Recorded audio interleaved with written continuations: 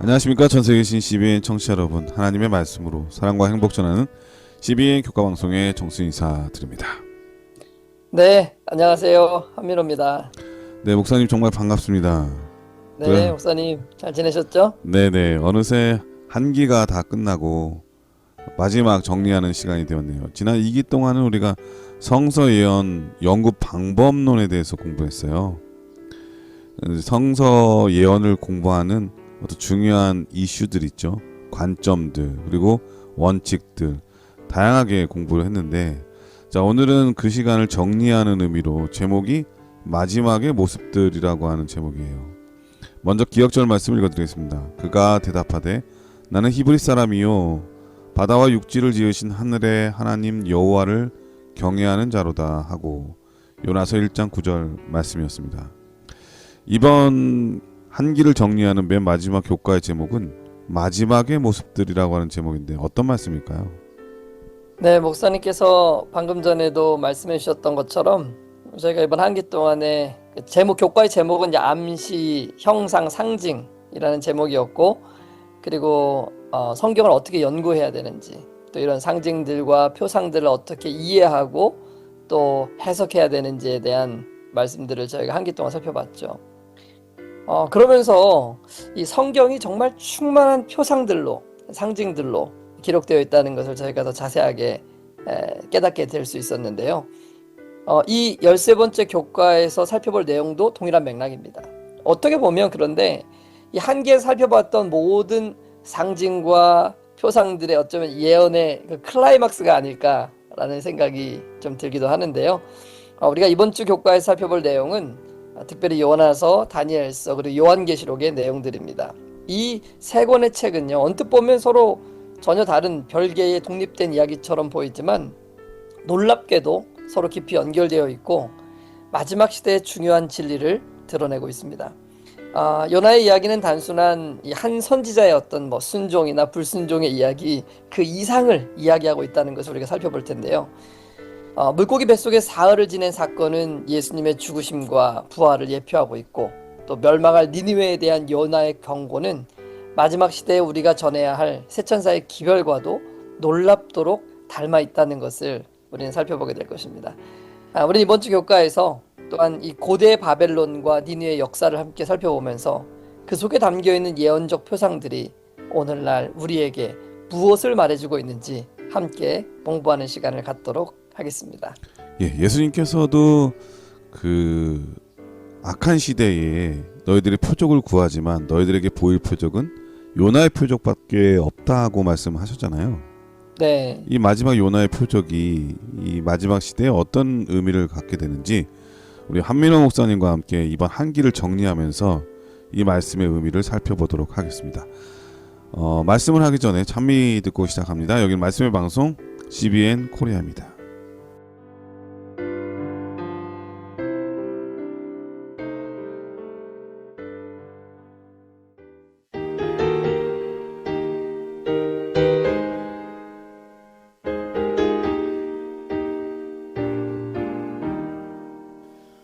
예수가 내게 계시니 시험이 워낙 겁없네. 기쁨의 근원 되시는 예수를 위해 삽시다. 날마다 주를 섬기며 갈수록 주를 찬양해. 그 사랑 안에 살면서 딴 길로 가지 맙시다. 찬미 잘 들었습니다. 이롤서지는 주저하는 선지자라고 하는 제목인데요. 어떤 말씀일까요? 네, 먼저 교과의 질문을 읽어드리겠습니다. 마태복음 12장 38절로 42절을 읽어보라. 예수께서 서기관과 바리새인들에게 말씀하실 때 요나 이야기의 어떤 부분을 언급하셨는가? 그분의 말씀에서 심판에 대한 어떤 교훈을 찾을 수 있는가? 이 요나서는요, 총 4장으로 아주 짧게 이렇게 기록된 책이지만 그 속에는 매우 깊은 의미들이 담겨 있습니다. 요나서를 통해서 우리는 크게 두 가지 중요한 표상을 살펴볼 수 있는데요. 그러니까 첫 번째는 뭐냐면 요나가 물고기 뱃속에서 사흘을 지낸 사건에 대한 것입니다. 이 사건에 대해서는 예수님께서도 친히 말씀해 주셨죠. 목사님께서 아까 언급해 주셨지만 마태복음 12장 40절의 말씀을 읽어드립니다. 요나가 밤낮 사흘을 큰 물고기 뱃속에 있었던 것 같이 인자도 밤낮 사흘을 땅속에 있으리라.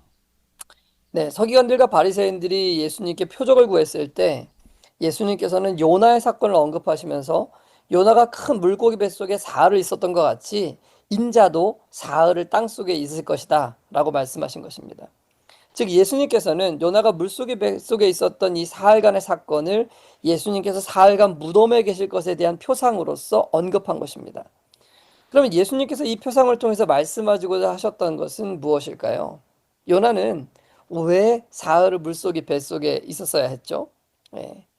폭풍우 치는 바다에서 사람들은 폭풍우를 멎게 하기 위해서 요나를 바다에 던졌습니다. 그 결과 요나를 통해 니느웨 사람들에게 구원의 기별이 전해질 수 있었던 것이죠. 예수님께서는 바로 그 이야기를 하고 계셨던 것입니다. 멸망당할 니느웨를 위해 요나가 보냄을 받았듯이 예수님께서도 멸망당할 이 땅을 위해 보내심을 받으신 것입니다. 얼마나 감사한 일입니까? 영원히 죽을 수밖에 없는 우리를 위해서 예수님께서 오셔서 십자가에 달려 돌아가시고 무덤에서 사흘을 보내신 것입니다. 그리고 부활하셨습니다. 그것이 바로 복음이 아닙니까? 그래서 누구든지 영원한 부활에 동참할 수 있는 길을 열어주시게 된 것입니다. 그런데요, 이 요나의 비유는 단지 예수님의 죽으심과 부활만을 표상하고 있는 것이 아닙니다. 여기에는 더 크고 원대한 그리고 의미심장한 사건에 대한 표상도 숨겨져 있습니다. 이것을 이해하기 위해서는 먼저 폭풍우 치는 바다에서 요나가 바다로 던져지기 바로 직전에 선원들에게 했던 말을 한번 살펴볼 필요가 있습니다. 요나서 1장 9절의 말씀입니다. 그가 대답하되 나는 히브리 사람이요 바다와 육지를 지으신 하늘의 하나님 여호와를 경외하는 자로다 하고. 네, 요나는 넌 도대체 누구냐? 라고 거기 뱃사람들이 물으니까 나는 바다와 육지를 지으신 하늘의 하나님 여호와를 경외하는 자라고 선포하였습니다. 그런데 이 구절은요, 요한계시록 14장 7절, 즉 세천사의 기별에 나오는 말씀과 매우 흡사한 것을 알 수 있습니다. 그러므로 요나의 구절은 마치 세상 마지막 날에 멸망해 가는 세상을 향해서 외쳐야 할 세천사의 기별로도 이해될 수 있는 여지가 있는 것입니다. 그러니까 그런 관점에서 보면 요나는 멸망해 가는 세상의 마지막 기별을 외쳐야 하는 우리를 표상하고 있다는 사실도 우리는 이해할 수가 있게 되는 것이죠. 요나는 멸망해 가는 니느웨를 향해 회개하고 돌이키라는 기별을 전했죠. 우리는 멸망해 가는 바벨론을 향해 회개의 기별을 전해야 하는 백성이 아닙니까?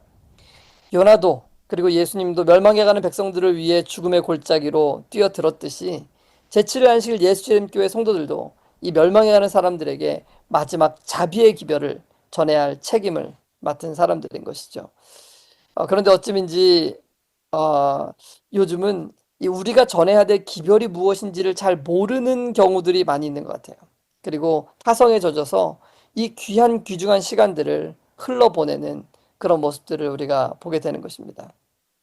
사랑하는 CBN 청취자 여러분, 이 시대에 우리가 전해야 될 기별은 세천사의 기별이라는 사실을 분명히 인지하고 더 깨달았으면 좋겠습니다.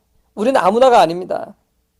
우리는 이 마지막 시대에 이 기별을 세상에 전하도록 부름을 받은 사람들이라는 것을 기억하고 다시 쓰러 가지 말고 니느웨, 바벨론을 향해 이 기별을 신실하게 전하는 주님의 참된 백성들이 되었으면 좋겠습니다. 예, 1월 소지는 주저하는 선지자라고 하는 제목인데요. 요나의 삶 전체가 예수님을 표상할 수는 없지만 그 부분 있잖아요.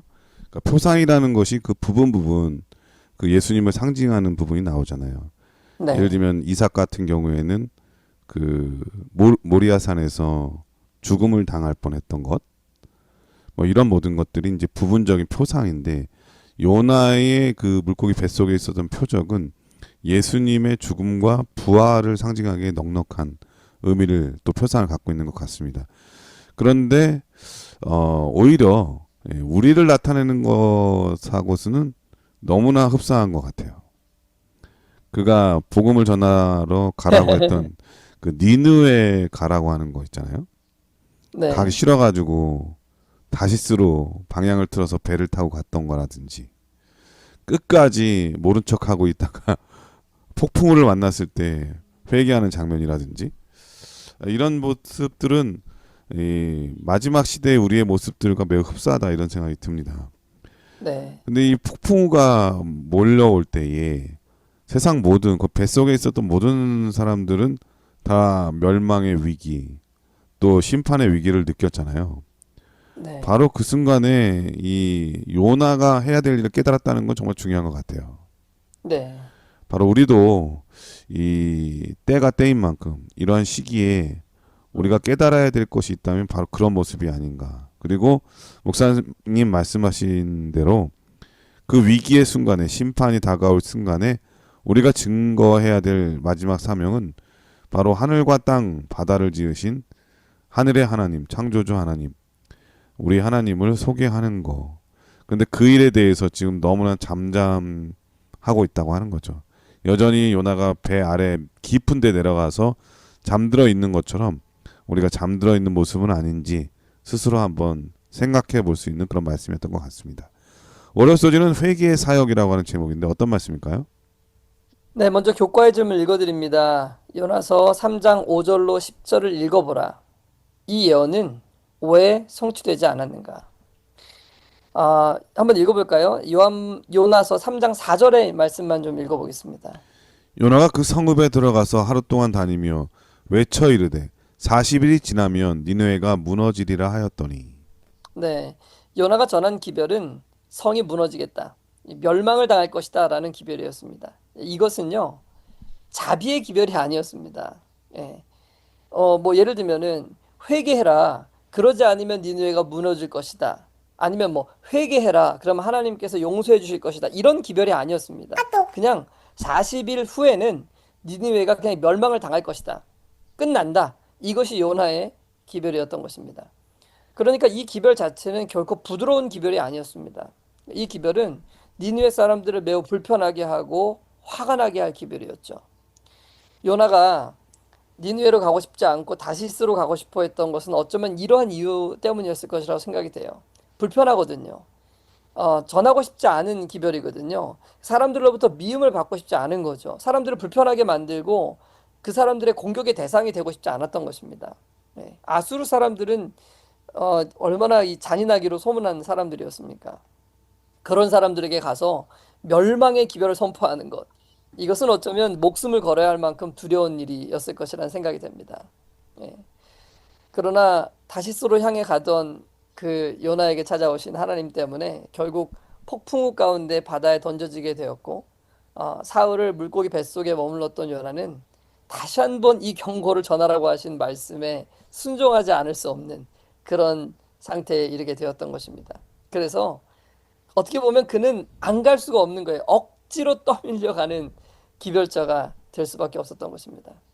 근데 이 요나서 전체 맥락을 보면요, 이 요나가 니느웨에 이 기별을 전할 때 뭐 자비나 어떤 뭐 이렇게 선한 마음과 의도를 가지고 이들을 구원하고자 하는 그런 목적을 가지고 이들에게 기별을 전했다고 보기는 좀 어려울 것 같다는 생각이 들어요. 예. 그러니까 용서하시는 하나님의 은혜나 자비나 사랑의 기별을 요나는 전하지 않았을 거라는 생각이 들어요. 오직 멸망의 기별. 왜냐하면 네, 목사님 말씀하신 게 맞는 게 네, 화를 냈잖아요 하나님께 멸망하지 그렇죠. 않으니까 맞아요. 자기의 말한 게 이루어지지 네, 않은 거는 오히려 축복이고 네, 또 그 사람들에게는 정말 좋은 일인데 네, 자기의 말에 신뢰성이 떨어진다고 판단했는지 모르겠지만 네, 하나님께 화를 내는 걸 보면 네, 그는 이 하나님의 그 백성들을 향한 사랑의 마음이 가득하지는 않았던 것 같아요. 네. 목사님 말씀하신 그 부분을 통해서 우리는 요나는 진짜 그들의 구원이라든지 그들이 하나님의 자비와 사랑을 느끼고 깨닫는 것에 대해서 그렇게 관심을 가졌던 선지자는 아니었던 것 같아요. 예. 그러니까 뭐 선하고 인정 많고 부드럽고 사랑이 넘치는 그런 선지자는 아니었던 것 같아요. 근데 참으로 아이러니한 것은 그렇기 때문에 그가 이 기별을 전하기에 적임자였던 거예요. 왜냐하면은 지금 니느웨에 전해야 될 기별은 자비가 섞인 기별이 아니거든요. 그러니까 강력하게 멸망의 기별을 전해야 돼요.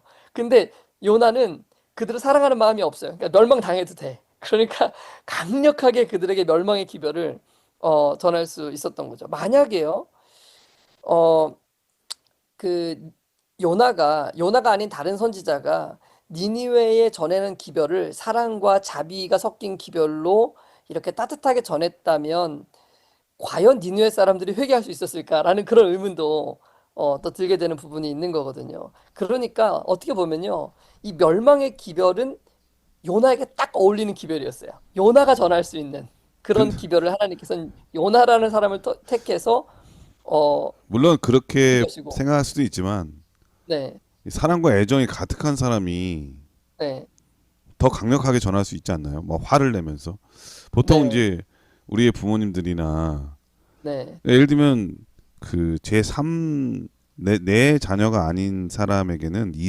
네, 이성적으로 잘 음, 판단할 수 있도록 설명할 수는 있지만 네. 그 돌이키는 회개에 대한 기별은 간절하게 막 간곡하게 막 이렇게 열정적으로 화를 내면서 이렇게 하기에는 어렵잖아요. 그럼 아니 근데 요나가, 그런 마음이 없었기 때문에 심판의 네, 기별을 전하기에 적합했다. 아, 이 네, 부분에 그럴 수, 대해서는 네.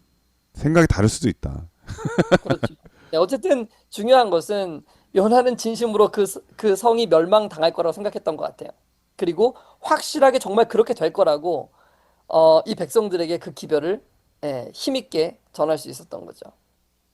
그런데 저는 이런 부분들을 보면서 이 멸망해가는 세상을 향해서 우리가 어떤 기별을 전해야 되는지에 대한 그런 생각들을 좀 해보게 되더라고요. 어, 언젠가부터 우리는 이 세상에 전해야 될 강력한 메시지를 전하기를 좀 두려워하는 것 같은, 사실 저같이 용기 없는 사람들은 더더욱이나 그런 것 같은 느낌을 많이 받아요. 멸망해 가고 있는 세상 혹은 타락한 교회들이 있는데 그 배는 이제 멸망하니까 그 배에서 빨리 나오라고, 멸망해가는 그 성에서부터 나오라고 외치는 일에 우리가 굉장히 소극적이지 않은가, 그러니까 제가 적어도 굉장히 음. 소극적이지 않은가라는 그런 반성을 해보게 되는 것입니다. 우리가 전해야 될 기별은 무너졌도다 무너졌도다 큰 성 바벨론이요. 이것이 우리가 외쳐야 되는 기별이잖아요. 예. 요나가 그렇게 했던 것처럼 강력하게 이 세상을 향해서 이 성이 무너질 것이니까 빨리 이 성에서 나와서 생명 가운데로 나오라고 이 기별을 전해야 되는데, 예. 어, 이걸 정말 잘하고 있는 것인가라는 그런 생각들을 좀 많이 해보게 돼요. 그러니까 이 기별을 전했을 때 사람들이 나를 적대시하지 않을까.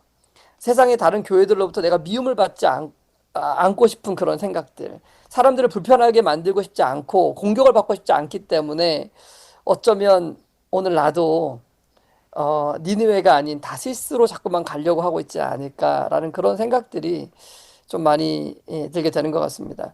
사랑하는 CBN 청취자 여러분, 요나에게는 그 회개를 촉구하는 사역이 주어진 거죠.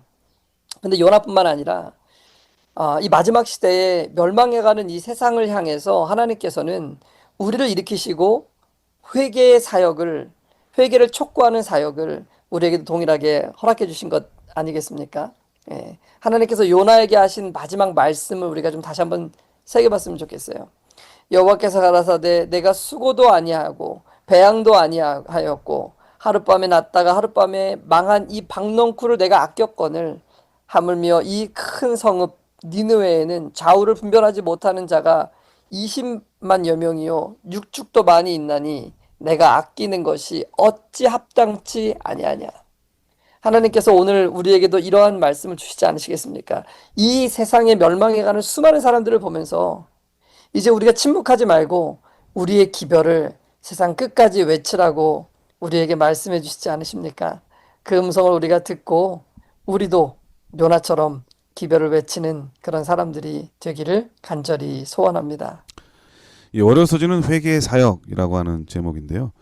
목사님 말씀 들으면서 저는 그런 생각이 드네요. 우리가 어떤 내부에 문제가 생기거나 나쁜 점이 있을 때는 있는 그대로 실체대로 얘기를 해야 되는데 인간관계 때문에 말을 못할 때가 많이 있거든요. 그리고 걸러서 네, 얘기하고 또 미화해서 얘기하고 그렇기 때문에 있는 그대로 깨닫지 못해서 여전히 그 일을 답습하는 경우가 종종 있거든요. 그런 단점 때문에 있는 그대로 실체를 보여달라고 외부 컨설팅을 받잖아요. 네. 소식을 전할 때에도 예를 들면 국내 문제가 어떤 문제가 있을 때에 국내 언론들은 걸러서 내보내죠. 이 국익에 손해가 되는 일이 없도록. 그런데 외신들은 그렇게 하지 않거든요. 전혀 상관이 없기 때문에 있는 실체 그대로 내보내잖아요. 그래서 때로는 외신들의 소식을 듣는 게 더 정확한 소식을 들을 수도 있는 거거든요.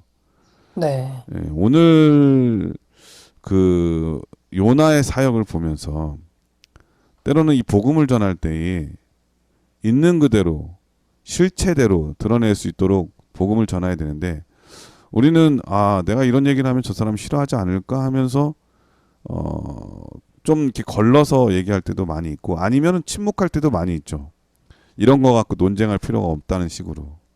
그러다 보면 마지막 기별을 전해야 될 우리들이 그 기별을 듣지 못해서 더 빨리 회개할 수도 있는 그 사람들에 대한 우리의 사명을 다하지 못하는 그 일도 일어날 수 있겠구나 이런 생각이 들었습니다. 지금 말씀하신 대로 우리에게 주어진 사명은 마지막 시대에 이 마지막 사람들을 위한 매우 중요한 사명이죠. 요나의 사명. 그가 그런 마음이 있었든 사랑하는 마음이 있었든 없었든 해야 될 일은 분명합니다. 복음을 전하는 거죠. 우리도 그 책임을 다하는 하나님의 백성이 돼야 되겠다 그런 생각이 드네요. 화요소지는 벨사살의 잔치라고 하는 제목인데 어떤 말씀일까요? 네, 먼저 교과 질문을 읽어드리겠습니다. 다니엘 5장 1절로 31절을 읽어보라. 이 구절에서 우리는 어떤 중요한 영적 기별을 발견할 수 있는가? 어떤 것이 벨사살을 돌이킬 수 없이 무너지게 했는가? 이 고대 제국의 두 강자는 아수르와 바벨론이었죠. 그러니까 제국이라는 단어를 사용할 수 있는 아마 최초의 두 국가가 바로 아수르와 바벨론이었을 것이라고 생각이 되는데요. 근데 이 두 나라의 균형이 느부갓네살의 아버지였던 이 나보폴라살 시대에 이 균형이 깨어지게 되었습니다.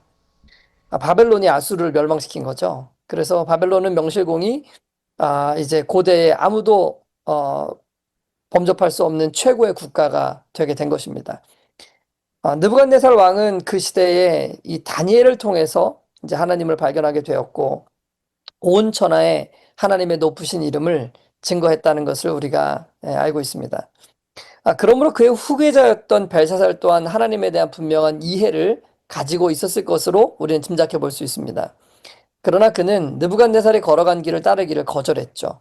그는 하나님의 놀라운 능력을 분명히 보았고 알았음에도 불구하고 하나님을 섬기기를 거절했던 것입니다. 바벨론이 멸망하던 그날 밤에 다니엘이 벨사살 왕에게 한 말은 매우 의미심장합니다. 다니엘 5장 22절의 말씀입니다. 벨사살이여 왕은 그의 아들이 되어서 이것을 다 알고도 오히려 마음을 낮추지 아니하고. 네, 다니엘은 바벨론의 멸망의 이유를 여기 뭐라고 표현했냐면 마음을 낮추지 아니하고 라고 이야기를 했습니다. 그러니까 마음을 낮추는 것이 얼마나 중요한 것이기에 당대 최고의 제국인 바벨론이 멸망을 당할 수밖에 없었을까요? 예. 이 벨사살에게 했던 다니엘의 이 말을 역으로 좀 해석을 해보면은 만일 벨사살이 마음만 좀 낮추었다라면은 바벨론 제국이 멸망을 당하지 않았을 것이라고도 이해할 수 있는 것입니다. 여러분, 우리가 남은 무리로서 세상에 외쳐야 될 기별은 무너졌도다 무너졌도다 큰 성 바벨론이라는 기별입니다. 왜 바벨론이 무너지게 되었는가? 마음을 낮추지 않았기 때문이라는 것이죠. 앞서 살펴보았던 니느웨에 대하여 하나님께서 마음을 돌이키신 이유에 대해서 요나서는 다음과 같이 기록을 하고 있습니다. 요나서 3장 6절에 있는 말씀입니다. 그 소문이 니느웨 왕에게 들림에 왕이 보좌에서 일어나 조복을 벗고 굵은 배를 입고 제에 앉으니라. 물론 니느웨도 후에는 멸망을 당했지만 적어도 그 당시에 멸망을 피할 수 있었던 것은 왕이 굵은 베옷을 입고 마음을 낮추었기 때문이었던 것입니다. 그러므로 우리는 여기서 중요한 교훈을 배울 수 있죠. 멸망은 마음을 낮추기를 거절하는 곳에 임하게 된다는 사실을 말이죠. 이것은 하나님의 백성인 유다의 멸망 때도 동일했습니다. 유다가 멸망하기 직전에 여호야김 시대에 하나님께서는 예루살렘을 통해서 계속 경고의 기별을 주셨습니다.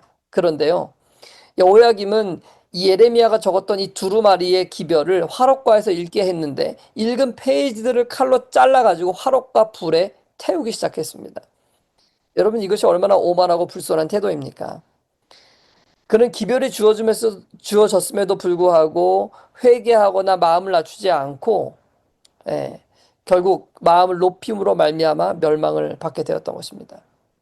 예수님께서 돌아가시기 전날 밤에 마지막으로 제자 유다의 발을 씻기셨을 때도 동일한 사건이 일어났습니다.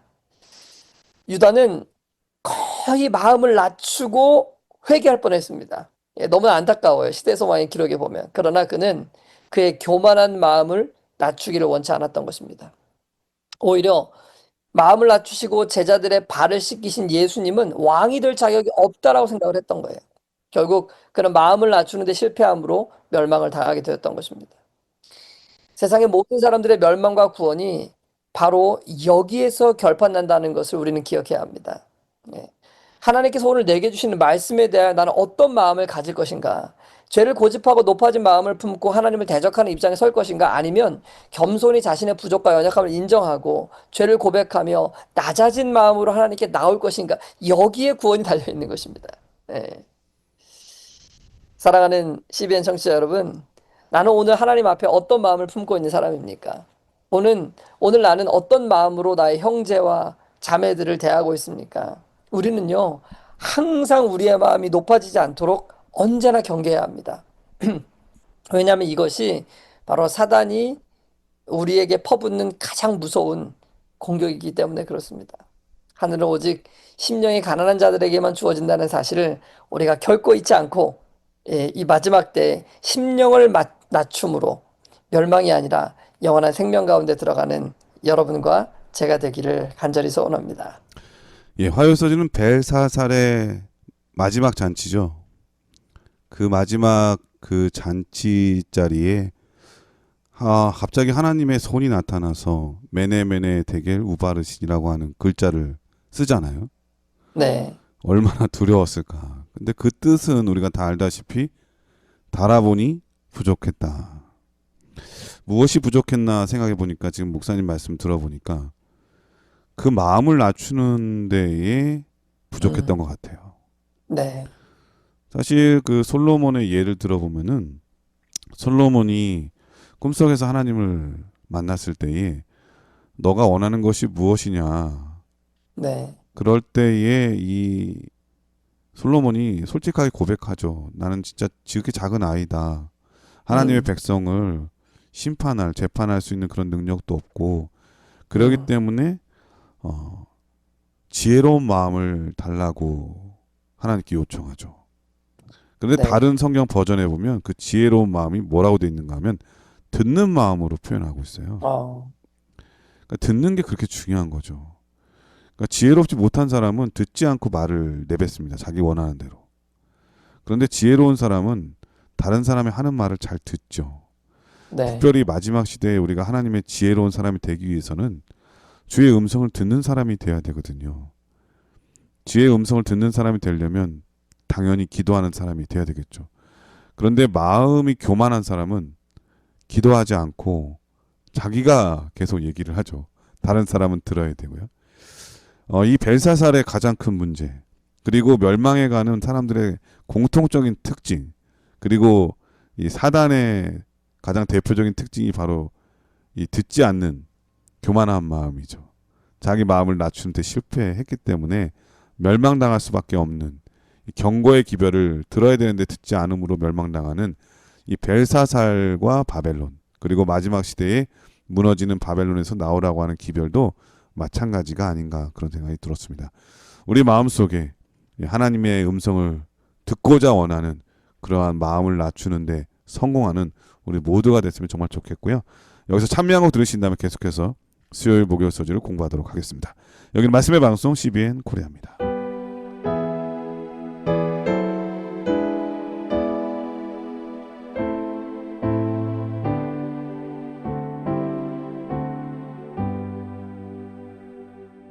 이 세상 끝날까지 수봉사하리니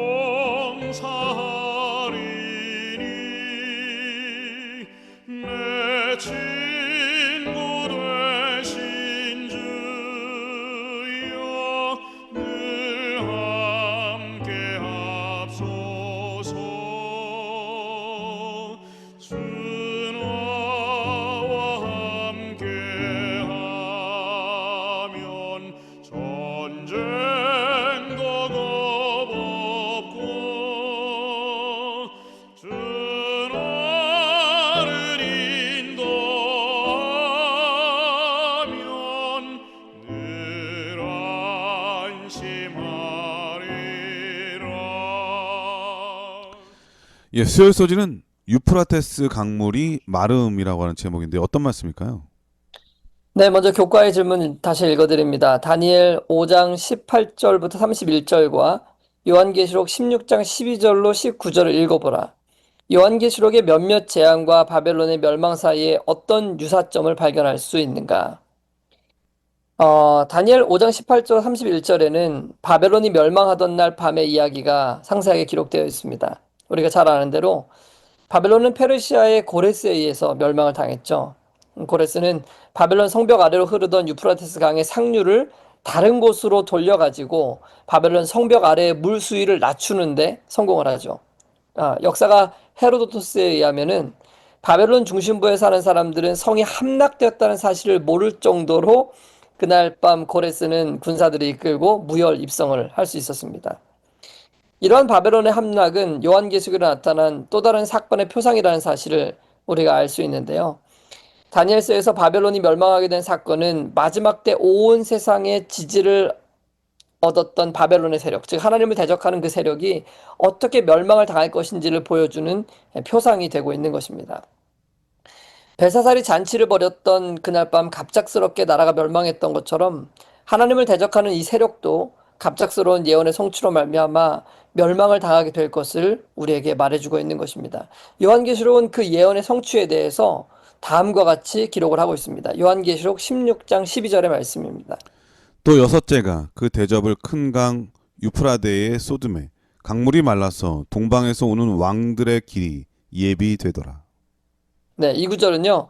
바벨론이 함락되기 전에 어떤 사건이 있을 것인지를 묘사하고 있는 것입니다. 여기 말하는 바벨론은 그러니까 요한계시록 지금 방금 읽은 절에서 말하는 바벨론은 고대 국가를 말하는 것이 아니라 영적 바벨론을 말하고 있는 것이죠. 그러니까 다니엘서와 요한계시록 예언들을 자세히 해석해 보면은 바벨론은 타락한 종교 집단의 연합으로 우리가 이해할 수 있습니다. 바벨론 세력은 거짓 가르침으로 세상을 미혹하고 하나님의 계명을 거부하고 참된 신자들을 박해하는 그런 세력이라는 것을 우리는 알 수 있죠. 특히 짐승의 표를 강요하게 될 것이고 결국은 하나님의 심판을 받게 될 세력을 바벨론으로 묘사하고 있는 것입니다. 바벨론이 마지막 때 큰 힘을 떨칠 수 있었던 것은 세상의 온 백성들과 무리와 민족과 방언들이 바벨론을 지지할 것이기 때문에 그런 것입니다. 그런데 요한계시록 17장 15절에 내가 본 바 음녀가 앉아있는 물은 백성과 무리와 열국과 방언들이라는 말을 통해서 이 바벨론 성을 휘감고 있었던 구약 시대에 휘감고 있었던 이 물이 유프라테스 강물이 마지막 시대에 바벨론을 지지할 백성과 무리와 열국, 즉 전 세계적인 지지 기반이라는 사실을 우리는 이해할 수 있게 되는 것입니다. 그러므로 강물이 마른다는 이 표상은 바벨론을 지지하고 있었던 백성들, 그리고 무리들, 민족들, 방언들, 즉 전 세계적인 지지 기반이 철회될 것이라는 것을 예언한다는 것을 우리는 이해할 수 있는 것입니다. 그리고 이것은 동방에서 오는 왕들의 길을 예비하게 되는 징조라고 성경은 이야기하고 있는 것입니다. 동방에서 오는 왕들의 길이 예비되었다는 것과 관련해서는 우리가 목요일 교과에서 좀 더 자세하게 살펴보도록 하겠습니다. 그러니까 이러한 표상들은요, 성경이 얼마나 위대한 책인지를 우리에게 보여주고 있는 것입니다. 구약시대에 하나님의 백성들을 멸망시킨 바벨론의 역사 이야기를 통해 앞으로 영적 바벨론이 어떻게 멸망당하게 될 것인지를 정확하게 우리에게 이야기해주고 있는 것입니다. 그러니까 이런 정확한 예언을 주신 이유는 세상의 모든 사람들로 하여금 멸망하는 바벨론에서 나와서 영원한 생명을 얻게 하시기 위함인 것입니다. 하나님께서는 세상에 그 경고를 바라시게 하기 위하여 1863년에 바로 이 교단을 일으켜 세우신 것입니다. 그리고 지금 이 시대는 이 예언이 정확하게 성취되어 가고 있는 시대인 것이죠. 이제 우리는 더 힘있게 이 기별을 전해야 할 것입니다. 왜냐하면 이 기별을 온전히 이해하고 있는 사람들은 세상에 오직 여러분과 저밖에는 없기 때문이죠. 우리 모두 이 기별의 중요성을 더욱 명확하게 인식하고 분명한 사명을 감당하는 저와 여러분이 되기를 간절히 소원합니다. 예, 수요 소지는 유프라테스 강물이 마름이라고 하는 제목이었는데 사실 이 바벨론 성은 난공불락의 성이었잖아요. 네, 내성과 외성으로 돼 있었고 그 내성의 두께는 마차가 왕복으로 다닐 수 있는 그런 두께였다고 해요. 그러니까 왕복 4차선 이상의 두께를 가진 성벽이죠. 게다가 그 중간과 끝에 그리고 처음에는 유프라테스 강물이 흘러서 도저히 이 성을 건널 수가 없는 엄청난 대단한 성을 쌓은 거고 특별히 성을 쌓을 때를 보니까 바짝 마른 벽돌을 30층마다 갈대를 또 넣어가지고 한 번 더 이 두껍게 성을 쌓았다고 해요. 근데 이런 성이 무너졌다고 하는 것. 근데 이 성벽 자체로는 무너질 수가 없는데 그 밑에 흐르는 유프라데스 강이 마를 거라고는 그 누구도 상상할 수 없었던 거죠. 네, 그게 바로 이 패배의 원인이 됐는데 이 강물은 목사님 말씀하신 대로 물은 백성을 나타나잖아요. 네, 특별히 이 바벨론을 지지하는 백성의 세력들 마지막 때는 이 백성들을 뭐 정치권들 그리고 타락한 교회들 그리고 이를 주도하고 있던 이 가장 큰 교회의 세력들 이 세력들의 연합을 통해서 이 바벨론이 지지받고 또 유지할 수 있었는데 목사님 말씀 들으니까 이 모든 세력들이 연합 세력들이 다 무너진다고 하는 의미를 갖고 있는 거네요. 그렇죠? 네, 맞습니다. 네, 네. 그러니까 인위적인 그 악의 생각으로 연합된 것들은 결국은 분열이 되고 무너지고 그리고 그 사람들은 또 그 세력들은 심판을 받게 된다고 하는 것이 마지막 예언의 이 결과라고 하는 것을 우리는 다시 한번 배울 수 있었네요. 목요일 서지는 기름 부음 받은 종 고레스라고 하는 제목인데 어떤 말씀일까요? 네, 교과의 질문 읽어드리겠습니다. 역대하 36장 22절과 23절을 읽어보라. 고레스의 이야기는 느부갓네살의 이야기와 어떤 면에서 유사한가? 어떤 면에서 차이가 있는가? 이 측령은 왜 중요한가? 결국 그것은 수세기 후 예수님의 초림에 어떤 영향을 미쳤는가? 우리가 앞서 살펴본 것처럼 바벨론의 멸망은 단순한 역사적 사건으로 끝나는 것이 아님을 저희가 살펴봤죠. 그 사건은 앞으로 세상 끝에 있게 될 영적 바벨론의 멸망이라는 놀라운 예언을 가리키고 있었던 것입니다. 요한계시록은 이 사건을 빗대어서 동일한 사건이 미래의 영적 바벨론에 적용될 것이라는 것을 우리에게 예언해 놓았는데 아까 읽었지만은 다시 한번 읽어보겠습니다. 계시록 16장 12절의 말씀입니다. 또 여섯째가 그 대접을 큰 강 유프라데의 소듬에 강물이 말라서 동방에서 오는 왕들의 길이 예비되더라. 네. 그리고 이 강물이 마른다는 것이 바벨론을 지지하던 세상의 모든 세력들이 그 지지를 철회하게 될 거라는 그것을 의미한다는 것을 우리는 이미 살펴보았습니다. 그러므로 동방에서 오는 왕들의 길이 예비되었더라 라고 했습니다. 고대 바벨론의 멸망 때에 동방에서 오는 왕들은 바로 메대와 페르시아의 왕들을 의미했던 것입니다. 그러니까 바벨론 시대 때는요. 예. 그리고 그 중심에는 고레스가 있었던 거죠. 이 고레스는 성경에서 유래를 찾아보기 힘들 만큼 매우 특별한 왕입니다. 왜냐하면 성경이 고레스의 등장을 미리 상세하게 예언해 놓았을 뿐만 아니라 그가 하나님의 백성들을 위해 무슨 일을 할 것인지도 자세하게 기록해 놓았기 때문에 그렇습니다. 바벨론이 멸망할 당시에 고레스는 군사들을 이끌고 마른 땅을 건너서 바벨론을 정복했습니다. 그 당시에 페르시아의 왕은 이 다리오였는데 다리오는 이제 2년밖에 통치를 안 했습니다. 그때 다니엘이 사자굴에 갇히는 사건이 바로 그때 일어난 것입니다. 그러니까 다니엘은요, 이 페르시아 시대에도 가장 영향력 있는 높은 지위를 가진 사람이었음이 분명합니다. 그리고 바벨론 멸망 후에 2년 뒤에 다리오가 죽고 고레스가 왕위를 잇게 되는데 그 해가 바로 이제 바벨론에서 포로로 잡혀왔던 첫 번째 사람들이 바벨론에 온 지 70년이 되는 해였던 것입니다. 이 고레스가 왕이 되었을 때 고레스도 당연히 아마 다니엘의 판단력과 정직성을 신뢰했을 것입니다. 그리고 다니엘은 이제 고레스가 왕이 되는 걸 보면서 예언상에 나와 있는 고레스가 왕이 되는 걸 보면서 이제 그 70년의 기간이 찼고 고국으로 돌아갈 예언의 성취가 임박했다고 그는 판단을 했을 것입니다. 그래서 아마도 어쩌면 다니엘은 고레스에게 가서 이 고레스에 대한 성경의 예언을 아마 읽어주고 설명을 해주지 않았을까 생각이 돼요. 네, 그 부분이 바로 저는 네, 정말 유례 없는 사건이라고 생각되는 게 네, 보통은 바벨론을 멸망시켰으면 바벨론의 재산까지 했던 사람을 살려둔다는 자체도 이해가 안 되지만 뭐 그렇죠. 살려줄 수는 있죠. 근데 그 사람을 새로운 나라에 제국이 바뀌었는데도 그 사람을 계속 임용한다고 하는 것은 정말 놀라운 일이거든요. 이 고대에 맞아요. 네, 정말 잔인했잖아요. 고대 왕들의 그 왕권은 엄청났는데 네, 그렇기 때문에 어떤 면에서 살아남을 수도 있었고 또 그 자리에 설 수도 있었겠죠. 네, 아마도 엄청난 시기와 질투 또 반대가 있었을 거예요. 그럼에도 불구하고 그를 그 자리에 세울 수 있었던 것은 하나님의 섭리 은혜 아니고선 설명할 수 없을 것 같아요. 이 네. 성경에 아마 보면은 그 예언의 말씀 그거를 다니엘이 왕에게 알려주었고 그 왕이 하나님을 알았기 때문에 이런 일이 가능하지 않았을까 생각이 되어지는데 어떻습니까? 네, 저는 그 사자굴 사건이 아마 큰 역할을 했을 거라는 생각이 듭니다. 예. 근데 어쨌든 이제 그 이사야 45장 1절로 3절의 말씀을 보면 고레스에 대한 예언이 기록되어 있고 다니엘은 그 예언을 분명히 고레스한테 읽어줬을 것 같아요. 한번 우리가 같이 한번 읽어보도록 하겠습니다. 나 여호와는 나의 기름 부음 받은 고레스의 오른손을 잡고 열국으로 그 앞에 항복하게 하며 열왕의 허리를 풀며 성문을 그 앞에 열어서 닫지 못하게 하리라.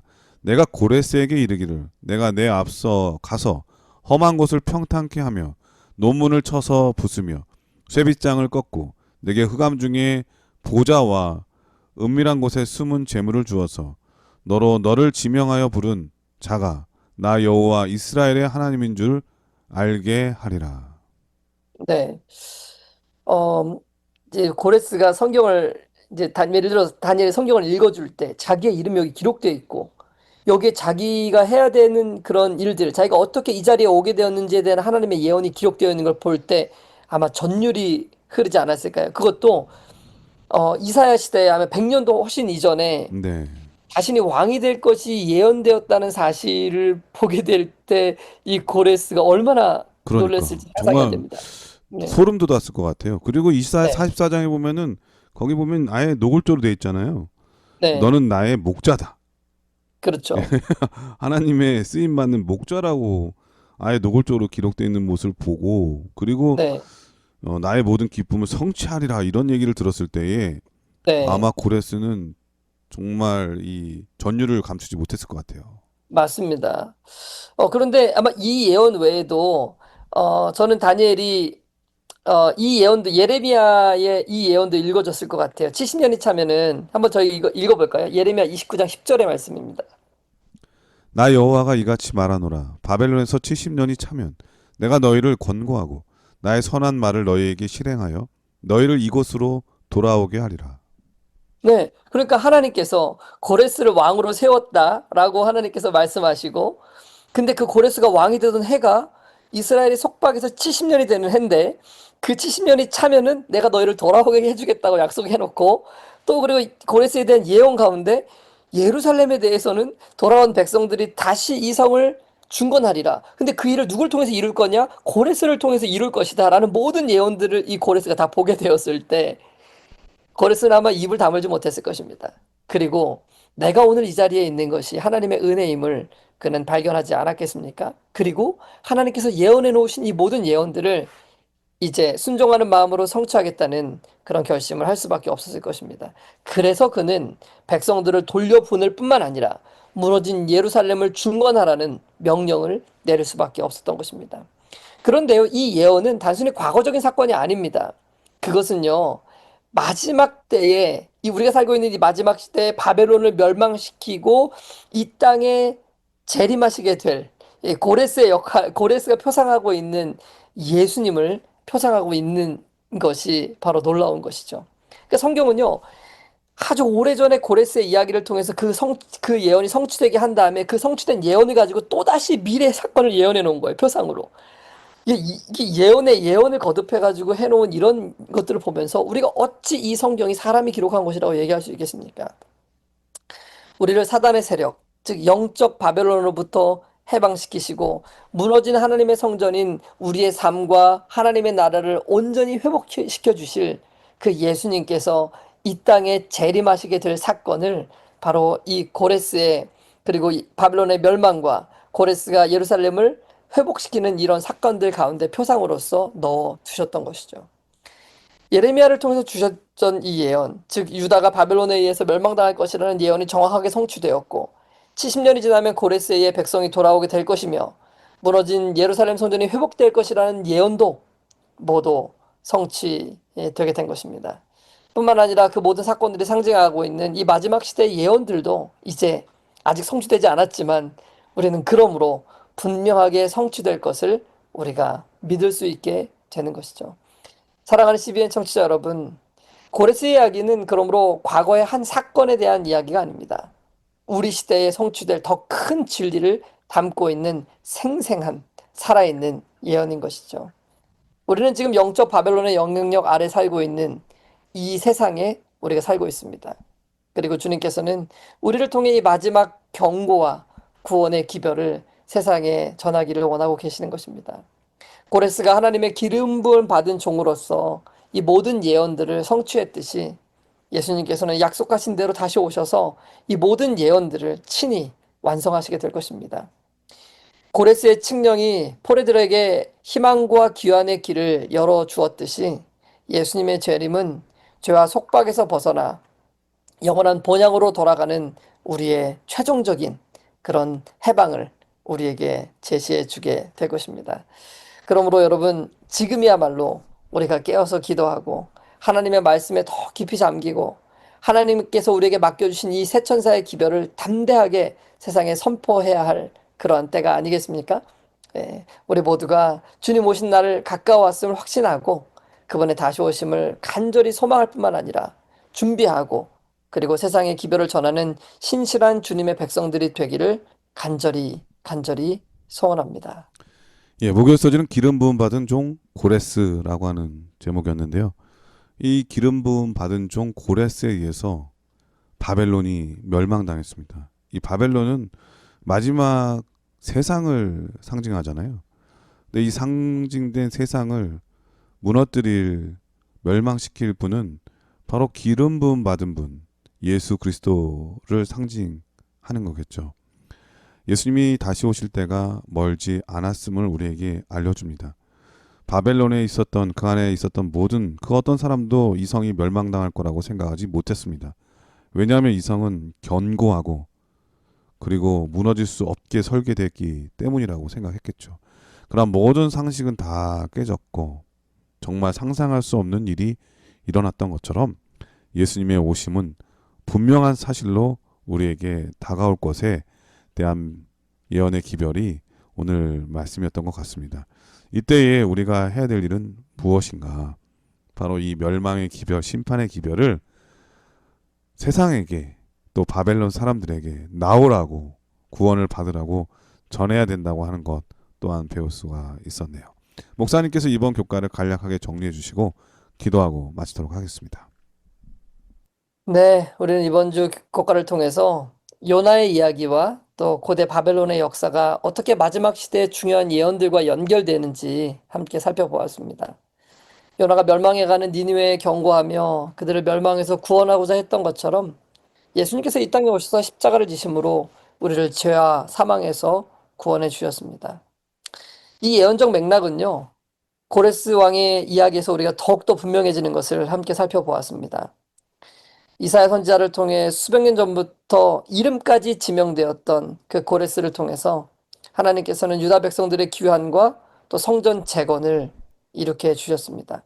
그리고 이 사건은 마지막 때 하나님께서 영적 바벨론을 멸망시키시고 우리를 죄의 속박에서 해방시켜서 영원한 하나님의 나라를 회복하실 것을 보여주고 있는 표상이라는 것을 우리는 깨닫게 되었습니다. 사랑하는 CBN 코리아 청취자 여러분, 우리가 사는 이 시대는 성경 예언의 마지막 장이 펼쳐지고 있는 그런 마지막 시대입니다. 요나의 외침, 그리고 벨사살의 교만, 고레스의 순종, 이런 이야기들은 오늘날 우리가 어떤 마음으로 그리고 어떤 기별을 가지고 살아가야 될지를 우리에게 분명하게 보여주고 있습니다. 이제는 주저하지 말고요. 우리가 전해야 할 이 기별을 분명히 세상에 외치는 사람들이 되어야 할 것입니다. 하나님께서는 이 마지막 때 이 기별을 전하기 위하여 우리를 구별하시고 우리를 불러주신 것이니까 말이죠.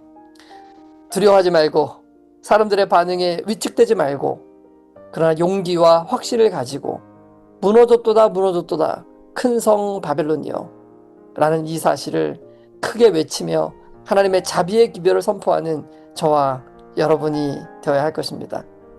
고레스의 칙령이 포로들에게 희망과 귀환의 길을 열었듯이 예수님의 재림은 우리를 영원한 본향으로 이끄는 마지막 해방을 우리에게 분명하게 안겨주실 것입니다. 주님 오실 날이 가까웠음을 확신하고 그분의 다시 오심을 간절히 소망하고 준비하는 신실한 주님의 백성들이 우리 모두가 되기를 바라면서 교과를 마치도록 하겠습니다. 예, 목사님의 기도로 교과를 마치겠습니다. 은혜로우신 아버지 하나님, 이번 한 주 그리고 한 기의 교과를 통하여 우리에게 주신 성경의 놀라운 상징들과 또 표상들과 예언들과 암시들을 살펴볼 수 있도록 인도하여 주셨사오니 참으로 감사합니다. 아멘. 하나님, 이 모든 것들을 우리가 유심히 살펴볼 때 이 성경의 말씀들이 사람이 기록한 것이 아니오 하나님께서 친히 우리의 구원을 위하여 주신 놀라운 구원의 계획이라는 것을 우리가 분명히 이해하고 깨달을 수 있도록 인도하셨사오니 참으로 감사합니다. 아멘. 하나님, 이것들을 우리의 마음속에만 묵혀두지 않게 주님 도와주시고 세상을 향하여 힘있게 외치고 멸망해 가는 세상으로 하여금 사람들로 하여금 바벨론에서 나와서 영원한 생명 가운데 들어갈 수 있도록 힘있게 기별을 외치는 저희 모두가 될 수 있도록 인도하여 주십시오. 아멘. 예수님의 이름으로 기도합니다. 아멘. 아멘. 네, 전세계 CCBN 청취자 여러분, 지난 한 개 동안 저희들을 인도해 주신 우리 하나님의 은혜에 너무나 감사를 드리고 특별히 이 방송의 교과를 위해서 수고해 주신 우리 김성진 목사님, 그리고 전정민 목사님, 박성원 목사님, 그리고 우현준 목사님, 우리 한민호 목사님께 진심으로 감사를 드리고 또 이 방송을 늘 애청해 주시고 관심과 기도와 성원을 보내주신 우리 모든 청취자분들께 진심으로 감사를 드립니다. 또한 이 방송을 유튜브로 들을 수 있도록 도움을 주신 우리 김영준 목사님, 또 저희 방송 홈페이지를 관리해 주신 우리 정일구 목사님께도 감사의 말씀을 올립니다. 제가 읽은 유명한 명언 중에 이런 말씀이 있더라고요. 있을 때 존중하고 없을 때 칭찬하고 곤란할 때 도와주고 은혜는 잊지 말고 베푼 것은 생각지 말고 서운한 것은 잊어라. 여러분들의 한 주의 삶이 이런 삶이 되기를 간절히 축원드립니다. 다음 주에 저희들은 새로운 교과 출애굽기를 가지고 찾아뵙도록 하겠습니다. 건강하시고요. 안녕히 계십시오. 안녕히 계세요.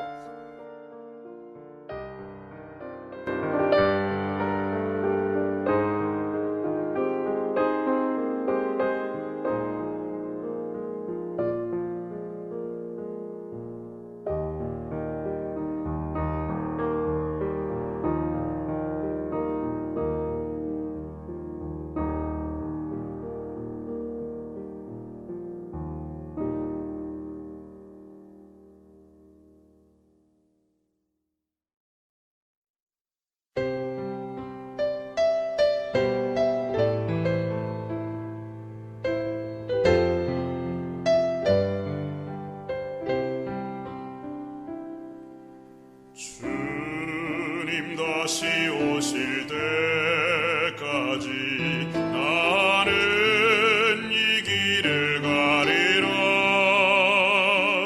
좁은 문 좁은 길 나의 십자가 지고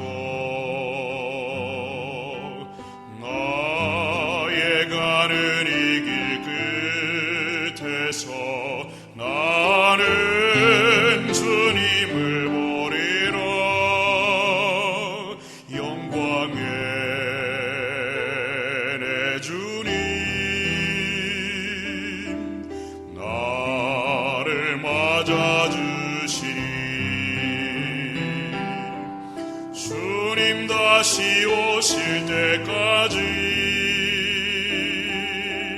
나는 일어나 달려